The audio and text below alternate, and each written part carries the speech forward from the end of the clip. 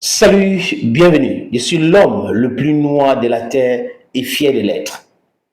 Certains intellectuels, hommes des médias, ingénieurs, scientifiques français se lassent déjà.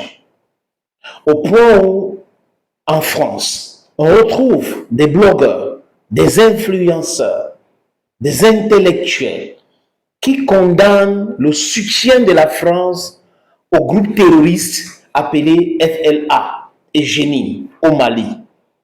Les langues se délient actuellement parce que Emmanuel Macron se comporte comme quelqu'un qui délie.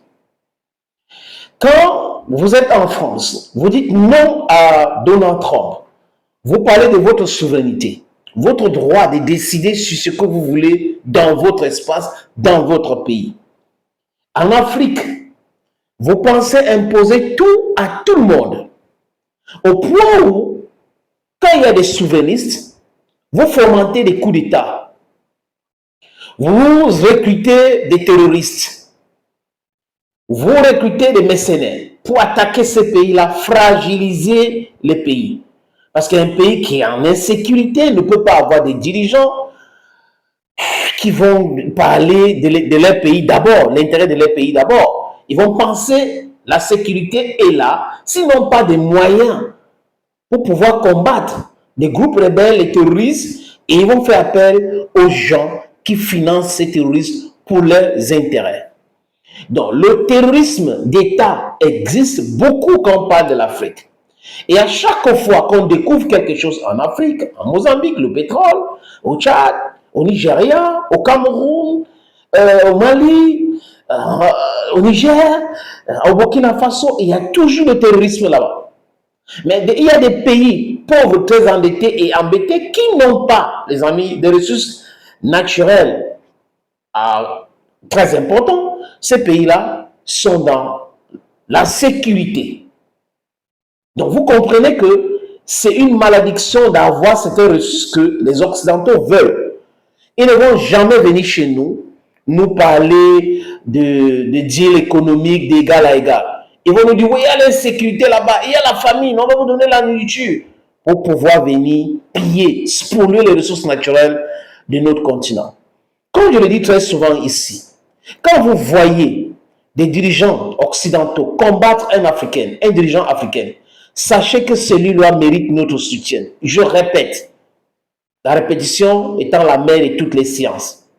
Quand vous voyez les Occidentaux s'attaquer à un dirigeant africain, nous devrons le soutenir.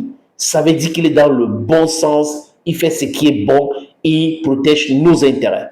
Mais quand vous voyez les Occidentaux apprécier un chef d'État africain, beaucoup dans les médias, faites très attention les amis, celui-là est un vendu. It's a sell-out.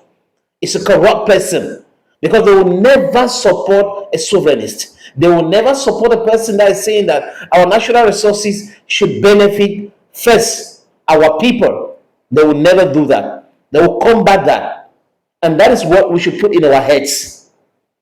Au Mali, on a tellement parlé, surtout ici, et de certains frères aussi, et certains confrères, ils ont dit des choses répétées concernant l'implication de la France, l'implication directe de la France de ce qu'on a vu là du 25 avril, le terrorisme, cette tentative de coup d'État planifiée. Parce que les amis, le terrorisme, 12 000 hommes, la logistique coûte tellement cher. Eh bien, il faut avoir des moyens de communication. Donc, ça veut dire ce que ça veut dire. Les amis, cette fois-ci, ce n'est pas moi qui parle. C'est sur une chaîne publique française.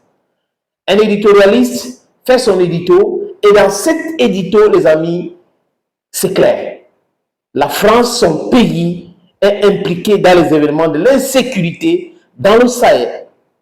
Donc, le Niger, le Burkina Faso et surtout les événements du 25 avril. Ces événements-là qui ont vu la mort, l'assassinat froid avec une explosion terrible de la résidence du ministre de la Défense, c'est du Sadio Kamara, et ils ont voulu aussi tuer le président Assimi Goïta. Ils ne vont jamais amplifier cela, ce qu'on vient de voir, jamais de la vie. La raison est simple, ça les dérange, ça gêne leur narratif. Je crois que le Quai d'Orsay et l'Élysée avaient déjà travaillé la communication du Génine, la communication des FLA. Et en Côte d'Ivoire, on a mis en contribution des chaînes de télévision, des experts de carton pour pouvoir justifier cela. En disant, voilà, ils ont choisi la Russie, ils ont choisi la Russie. Regardez, la Russie n'arrive pas à les protéger. Mais c'était oublié que la France était dans ces pays-là. Et la France n'a jamais, jamais éradiqué le terrorisme, ni repoussé les terroristes. La France accommodait alors que la France avait le matériel nécessaire pour pouvoir détruire ces terroristes. Donc, on comprend que c'était des gens qui travaillaient pour l'Union européenne, pour l'OTAN, pour pouvoir nous maintenir dans la souffrance totale. C'est de ça qu'il est question. Et moi, je regarde beaucoup les documentaires policiers. À chaque fois qu'il y a un crime quelque part, il y a une question fondamentale qu'on pose. À qui profite le crime? Ça, c'est la première question qu'on pose. Donc, George Marc Bruno, les amis, il défonce une porte ouverte. Tous les Africains, sans exception, sauf les sodos intellectuels qui font de la mauvaise foi, savent que ce qui s'est passé au Mali, c'est le travail de la Côte d'Ivoire, de Bassirou Diomaye Faye au Sénégal. Parce qu'il ne faut pas oublier Bassirou Diomaye Faye. Bassirou Diomaye Faye au Sénégal doit nous expliquer comment les treillis militaires ont fait pour traverser la frontière sénégalo-malienne. Tebboune en Algérie, Mohamed Ould était en France. Tous ces gens-là ont discuté avec Emmanuel Macron avant le 25. Alassane Dramati Ouattara dort même à l'Élysée.